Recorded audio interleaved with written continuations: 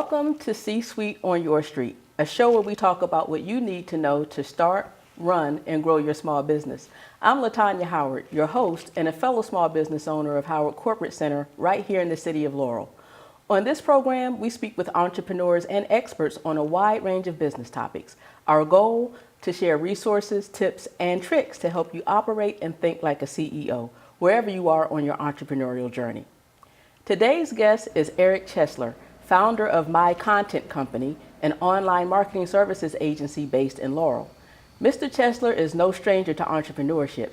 He started his first company in 2008 and his second in 2016, and he especially enjoys working with small businesses. For the past few episodes on this show, we have discussed the importance of marketing your business and resources to help you to do so. Today, we're going to wrap up the marketing series with a topic I'm sure you're familiar with: social media. Mr. Chesler will provide some basic information and guidelines about social media and how it can be effectively used to help market your business. Mr. Chesler, welcome to the show. Thanks for having me. You're welcome. You're welcome. So tell us a little bit about your background and your entrepreneurial experience. Yeah, so I started my entrepreneurial journey working for my dad's picture frame company in Baltimore. And when I started working for him, the first thing he had me do was ramp up his online marketing. From there, I found a great opportunity to work with other small business owners with their online marketing. Grew my first business. That business I sold 4 years after starting it. And then in 2016, I started up again with the focus to really go back to the small entrepreneur and help them with all of their online marketing. Okay, excellent. I'm so glad that you enjoy working with small business owners as a small business owner myself. Tell us a little bit about what motivates you to work specifically with small businesses, or rather why you enjoy working with small businesses more so than larger businesses. So with small businesses, the owner is always the person I work with, which is nicer than working with a marketing director of a large company. The owner of the business is more passionate, they're more driven, and they're really excited about the work that we're going to do together. And that passion keeps me wanting to work with those smaller companies. Yes, sir. Yeah, small business owners are pretty cool. I will say that. I'm going to speak for all small business owners in that regard. So your company provides an array of marketing services, newsletters, and others as well. But social media is part of your portfolio. And as I mentioned in the opening, we've talked about a number of different marketing aspects for the past few episodes, but social media is something that is all over the place nowadays. You just really can't avoid it. So I want you to help the viewers to sift through how they can use social media specifically to leverage it to help promote their business and move their business towards their goals. Let's start off by you telling us exactly what social media is. So social media is any one of the websites that we all probably use on our phone, on our computer, more hours than we're working. It's Facebook, it's Twitter, it's Instagram, it's LinkedIn. And there are platforms in which people can share their own content, they can interact with their friends, and join a community all from the comfort of the keyboard. Okay. So tell us about the specific types of platforms that are out there and the ones that you would think small business owners should focus on the most for their business. So we focus a lot on the written word. So the big platforms we work in are Facebook, Instagram, and LinkedIn. Those are the big three that we work with the majority of our clients with. Okay, and why those three more so than, the Pinterest and the Snapchat and the Twitter, for example? So Snapchat's become such an instant platform. It's hard for us to be in our customer's location all the time to put the content out. Twitter, we're finding B2C, business to consumer, has really been the focus, and our focus tends to be a little bit more business to business, so we don't have an opportunity to work on that many platforms. And then Pinterest and YouTube, they're really driven by craft or video, things that we don't produce in-house. Okay. All right, and I'm glad that you mentioned B2B and B2C. We'll come back to that a little bit, but let's talk about the importance or the relevance of social media from a personal perspective versus a business perspective and how the behaviors are different. And the reason why I ask this is because, as we were talking about before we began taping, sometimes people feel that they just have to be posting something on social media just to keep up with the pace of what everybody else seems to be doing. But there is a difference between posting for personal reasons and posting for business reasons. Can you tell us a little bit about what that distinction is? Yeah, when you're posting on social media for personal reasons, it's really whatever you're feeling, whatever you're up to, whatever you're interested in, and you're not worried about what customers are talking about. You're not worried about upsetting anybody. These are personal beliefs, what you're eating for dinner, vegetarians versus not, whatever it may be. The personal is just what you're doing in life. Business, you have to be a little more strategic with it. You have to worry about how people are going to respond. You can't say the wrong thing. We see every week another social media blunder. out there. So while on personal you don't worry about that, on business you're really focused on what are people seeing, how are they reacting, is that going to help grow my business, am I going to upset customers, make customers happy, grow my following. So there has to be some strategy behind it. Right. So when you're posting for business purposes, it's important one for viewers to understand there's a difference in the approach that you take when you're posting for business reasons as opposed to personal reasons. And there's also a difference in how you post and what your specific goal is. Absolutely. For posting. Okay. So you mentioned earlier B2B and B2C, business to business and business to company. How do those types of dimensions come into play with social media? So with social media, your B2B or B2C are really going to determine what platforms you use, how you use them, and when you use them. So a B2B company, a company that works to service other businesses, like my company, for example. All of my customers are businesses. I don't have any homeowners as customers. Right. So our content is going to be focused on how we can help other businesses. It's going to be focused on content during the workday when they're at their computer. When a B2C company, a car dealership, for example, they're mostly selling to the consumer.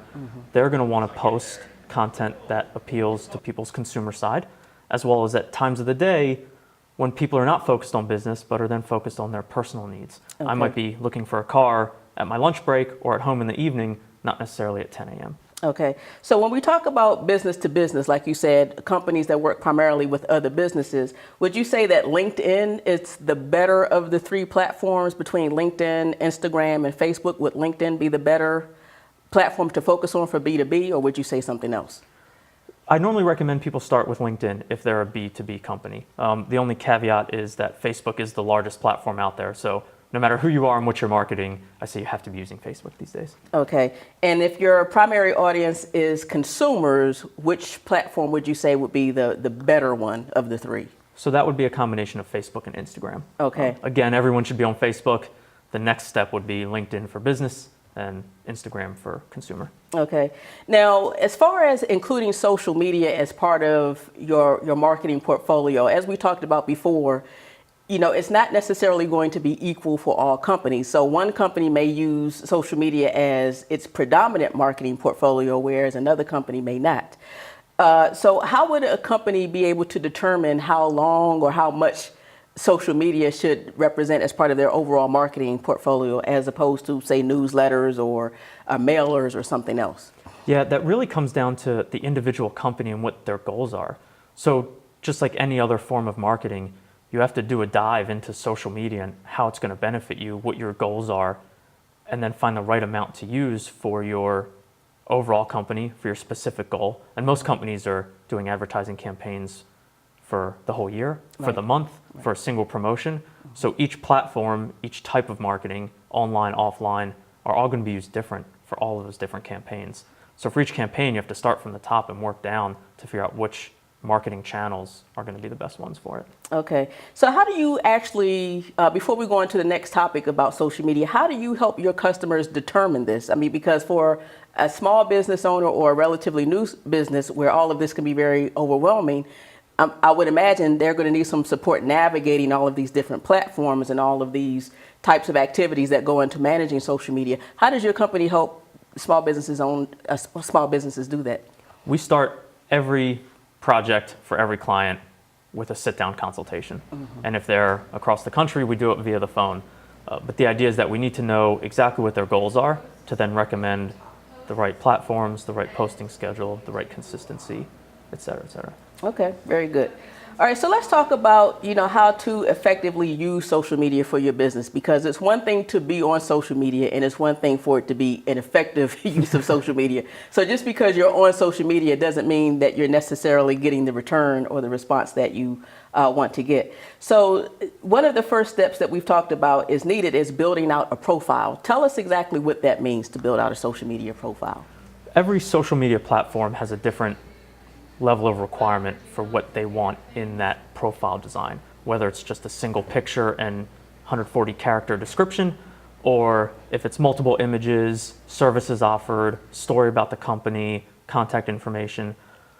So you have to go into each platform and build that out completely so that when someone visits that, they can get as much information as they possibly can. Okay. And how, when we talk about building out the profile and having content within the profile itself, what exactly is content, and how does a small business owner know or assess whether or not the content is adding any value for its followers? Right. So content is anything you write, any picture you've taken, any video you've recorded, all that information that you're then going to be able to post online would fall into that content bucket. Okay, so one of the things that, I've gone to a number of social media types of trainings before, and there are different schools of thought on how much of your content should be original and how frequently you should post and what day of the week, et cetera, et cetera. So I guess it's a different mix of things. But based on your experience and your expertise, how frequently should people be posting, and how much of the content should actually be original versus just sharing something else? It is somewhat platform dependent, but we think that the minimum should be 3 times a week. Content should be posted. And just like everything in business, we apply the 80-20 rule. Right. We think 20% of the content you post should be original. The other 80 should be sourced from other places. Okay, and one of the things where a company like yours can come into play is to help to develop some of that original content, or is that not the case? That's absolutely what we do. Okay. We feel that the small business owner is just too busy to Okay. produce their own content, so Okay. we help them there. Okay, very good. So what about making sure that the page itself is adding value? How do business owners go to the page? How do they monitor? How do they actually engage with customers on the platform? So we say the first thing to do is just start posting. And each one of your posts I would make unique and different than the other. And we like to track what types of posts are getting more interaction. Is live video getting more interaction than a link to an article? Is a photo getting more interaction than text only? And your first month, you're doing a lot of trial and error to see how people react. And it's going to be different per platform. It's going to be different per audience, per business. And then each month you hone that further and further. You're always testing, you're always trying, and you're always chasing. Social media is changing Right. every day. Right. So the moment you think you have it figured out, you probably don't. And it's changed all over again. And you're going to keep testing and keep working to perfect that message. Okay. Now, I know you said that you work with companies in different industries. Tell us a little bit about the different types of industries that you do represent and how social media affects, their achievement of their goals. Yeah, so we do a lot of work with the trades and home services, your exterminators and landscapers and plumbers. And they do really well as seasons change, needs change. The beginning of the year, the landscaper needs to remind their customers that we can come cut the grass. And in the winter, the chimney sweep needs to say, get your chimney cleaned before you use it the first time. On the flip side, we do a lot of financial and business services, mortgage officers, financial advisors, and their content is more educational.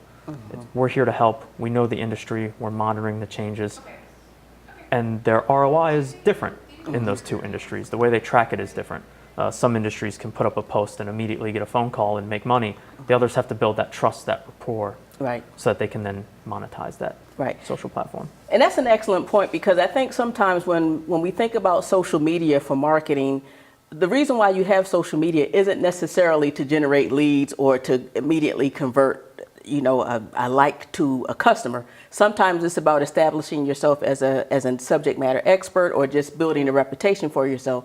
Tell us a little bit about the two faces of social media in terms of using it to generate leads versus using it to let people know that you are a subject matter expert and to educate, like you just mentioned.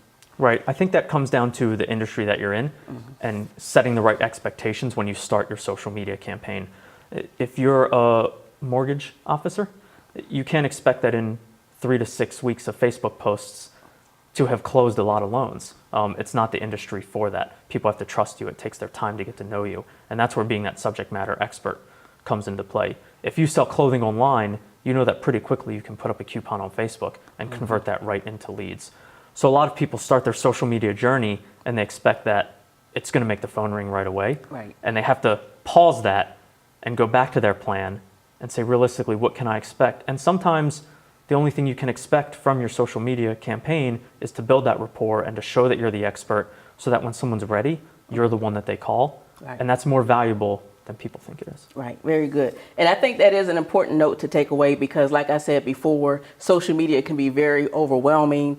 And if you're the type of person who does something simply because of what everyone else is doing and don't really have a strategy behind it, it can be very disappointing, like you said, when the phone doesn't ring right away, if that's Right. what you expect. So in terms of other types of benefits to social media, in addition to potentially, just getting your name out there, maybe generating leads and letting people know that you're an expert, some of the other benefits include SEO, increasing your rankings on the internet and so forth. Tell us a little bit about that. So Google loves to see an active social media presence. On the flip side, they really don't like to see a Facebook page that is just sitting there and not being posted on. So if SEO is a concern of yours, getting found on Google, making sure that you're posting regularly to as many social media platforms as you can will help get a bump in those rankings. Okay, excellent. All right, so, and you mentioned before the way that you can test different types of content, videos versus pictures versus text, and there are probably other avenues as well. How frequently should small business owners adjust and monitor what's working and what's not? How frequently are we talking about doing that? So we like to make sure that each post that we do for the week, and if we're doing 3 a week, we'll stick with that metric, we make sure that all of those are a different type in the beginning, and then really track that down. And then if we find that video gets the best results, well, then we'll post different videos. We'll post 30-second videos versus 1-minute videos versus 5-minute videos. And then we'll see what people react to. We'll post still images and animated GIFs, and we'll see what people react to. And then every time you check a box off and you know it's working, you break that down into its own tree, and you keep testing those types of content. Okay, all right, excellent. All right, so let's go back to what is content. I know you said that that's something that your company helps with. Tell us about when you're sharing from other sites, exactly what needs to go into doing that, because I know you said that about 20% of the content should be original, but if a small business owner is simply sharing something from another site, is that seen as credible, or does that affect a person's subject matter expertise perception? How exactly does that impact the social media performance? I think it proves that they're even more of an expert in their field. It shows that they're doing the research into their industry to then supply their customers with the information that they need, even if it's not written exactly by them. Okay. The thing there is you have to make sure that you read it yourself. Right, Oftentimes exactly. we'll see somebody share something based on the headline, and the article content is different or doesn't support what they wanted it to. Right. So you have to make sure that you read the content or watch the video that you're reposting, write a nice few sentence summary, and make sure it aligns with your brand before going ahead and just posting a link. All right, so it's definitely a lot that goes into effectively managing social media. Is there anything else you want to add with respect to simply effectively using social media that small business owners need to understand? I think they need to make sure when they go into it that they set the right expectations, the right goals, start testing, always tweak the process, Right. and don't give up. Right. And that's the hard part, not giving up, because it can be very frustrating. Okay, so one of the things that we always like to do before we close out a show is to provide the viewers with 3 action items that they can take action on today and to get things going. So one of the action items that we talked about before is simply selecting a social media platform that fits the business's target. So help us to understand that once again. Yeah, so I think action item 1 would be find the right platform that fits you. So look at what your competitors are doing, what social media channels are they using, your friends in the industry, what are they doing? Look at your target audience, the people that you're trying to connect to, and figure out what platform they're using, and then start there and create that profile. Right.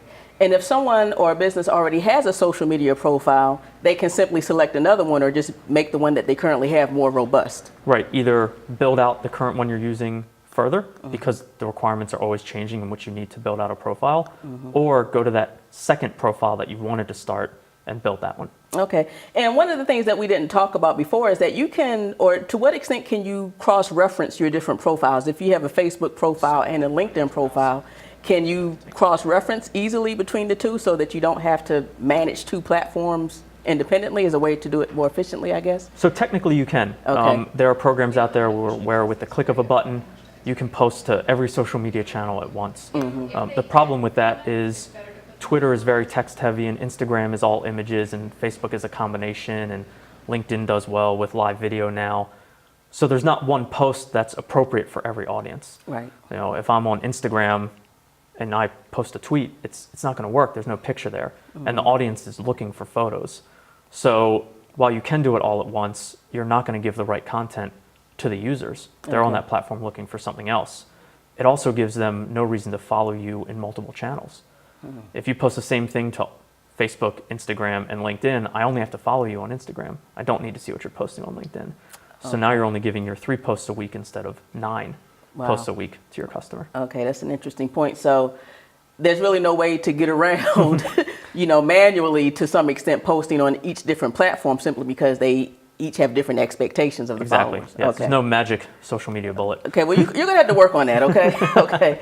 The next thing is the second action item is building out the profile. You just mentioned this, but just to recap, building out your profile means what? Yeah, make sure that every question that they ask you is complete. Most will give you a percentage of completion on the profile. They'll give you tips and steps to complete it.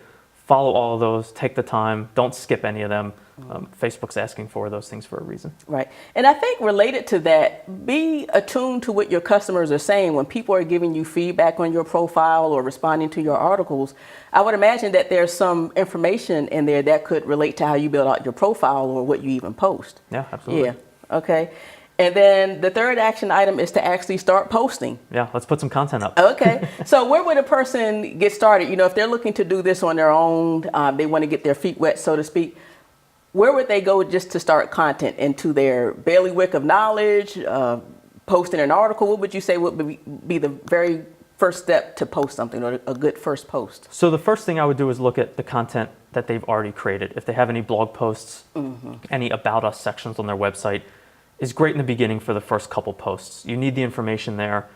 Your friends, the people that you've invited to the page, want to see it. And then I really think researching your competitors is a great way to do it, especially if it's a very large company. A lot of us small businesses can't compete with the Coca-Colas, but on social media we can. We can look at what they're doing. We can build a community just like them. We can interact just like them.